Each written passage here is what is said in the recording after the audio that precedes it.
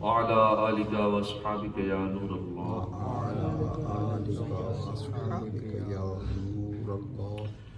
نویت سنت الاعتکاف.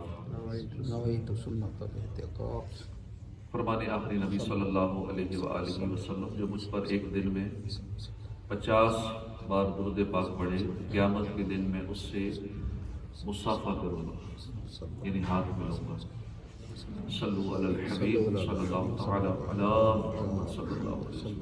ہم اعتکاف کی جو نیت کرتے ہیں یہ نفلی اعتکاف ہوتا ہے، اور یہ جب بھی مسجد میں آئیں یہ نفلی اعتکاف ضرور کر لیا کریں. جب تک مسجد میں رہیں گے فرشتے نامہ اعمال میں نیکیاں لکھتے رہیں گے.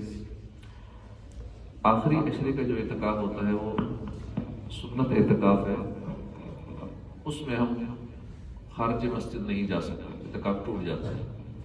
لیکن یہ والا اعتکاف ٹوٹے گا لیکن اس کا کوئی گناہ نہیں ہے. مسجد میں آئیں گے نیت کر لیں گے، جب مسجد سے باہر نکلیں گے پھر اعتکاف ختم ہو جائے گا. پھر جب دوبارہ اندر آنا ہو تو پھر اعتکاف کی نیت کر لیں. تو یہ ثواب کے لیے ہے کہ مسجد میں جب تک رہیں گے نامہ اعمال میں نیکیاں لکھی جاتی رہیں گی.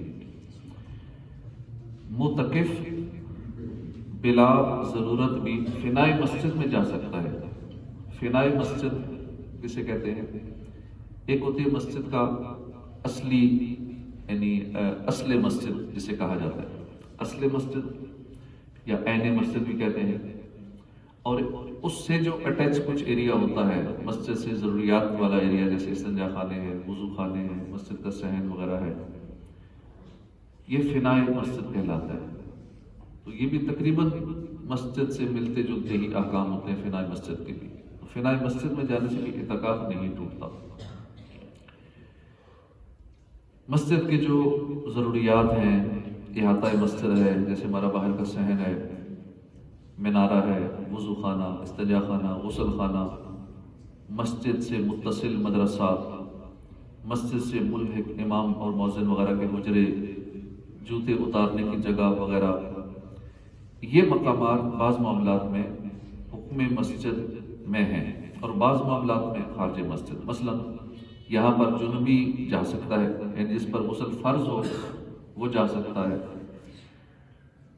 اسی طرح اقتداء اور اعتکاف کے معاملے میں یہ مقامات حکم مسجد میں ہیں، یعنی بعض صورتوں میں یہ مسجد کے احکام لگیں گے، بعض صورتوں میں خارج مسجد کے احکام لگیں گے. یعنی جس میں غسل فرض ہے اب وہ یہاں نہیں بیٹھ سکتا، نہ یہاں ادھر آ سکتا ہے. ہاں جوتوں والی جگہ پہ جا سکتا ہے، وضو خانے کی طرف جا سکتا ہے، استنجا خانے کی طرف جا سکتا ہے جس پہ غسل فرض ہے. لیکن عین مسجد میں، اصل مسجد میں نہیں آ سکتا، اس کو نہیں جا سکتا. لیکن اعتکاف کے معاملے میں اس کا حکم مسجد کے حساب میں آئے گا کہ اعتکاف والے کا اعتکاف نہیں ٹوٹے گا. فنائے مسجد میں وضو خانے میں اعتکاف نہیں ٹوٹے گا. استنجا خانے اگر دور نہیں ہے، ہٹ کے نہیں ہے، خارج مسجد میں نہیں ہے، مسجد کے ساتھ ہی ملحقہ، تو وہاں بھی اعتکاف نہیں ٹوٹے گا. مفتی امجد علی اعظمی رحمۃ اللہ علیہ فرماتے ہیں فنائے مسجد جو جگہ مسجد سے باہر اس سے ملحق ضروریات مسجد کے لیے ہے، مثلا جوتا اتارنے کی جگہ ہے، غسل خانہ وغیرہ، ان میں جانے سے اعتکاف نہیں ٹوٹے گا. فنائے مسجد اس معاملے میں حکم مسجد میں ہے. اسی طرح منارہ بھی فنائے مسجد ہے.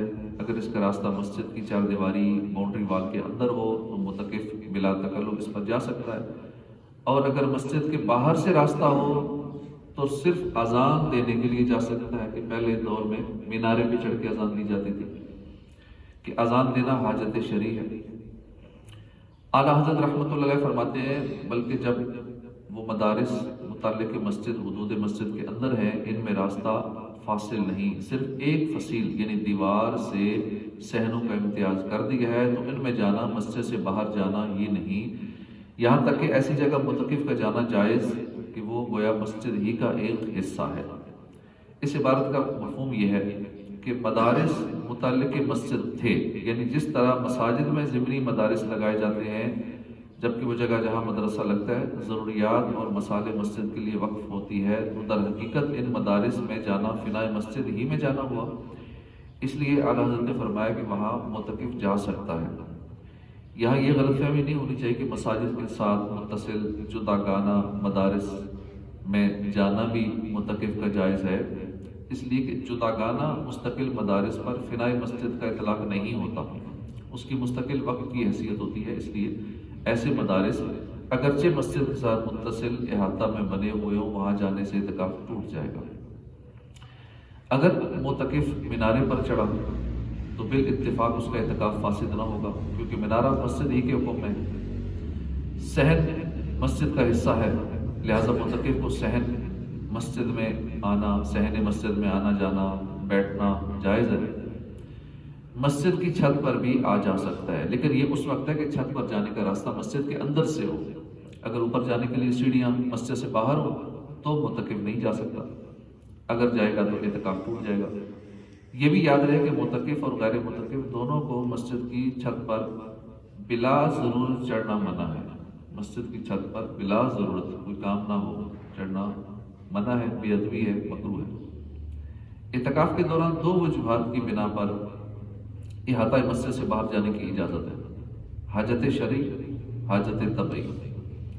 حاجت شرعی مثلا نماز جمعہ کے لیے جانا ہے، اس مسجد میں جمعہ اگر نہیں ہوتا، کسی اور جگہ جمعہ پڑھنے جانا ہے تو ایک شرعی حاجت ہے، یا اذان کے لیے جانا ہے تو ایک شرعی حاجت ہے۔ اگر مینارے کا راستہ خارج مسجد ہو، مسجد سے باہر سے ہو، تو بھی اذان کے لیے معتکف جا سکتا ہے، کیونکہ اب یہ مسجد سے نکلنا ایک شرعی حاجت ہے۔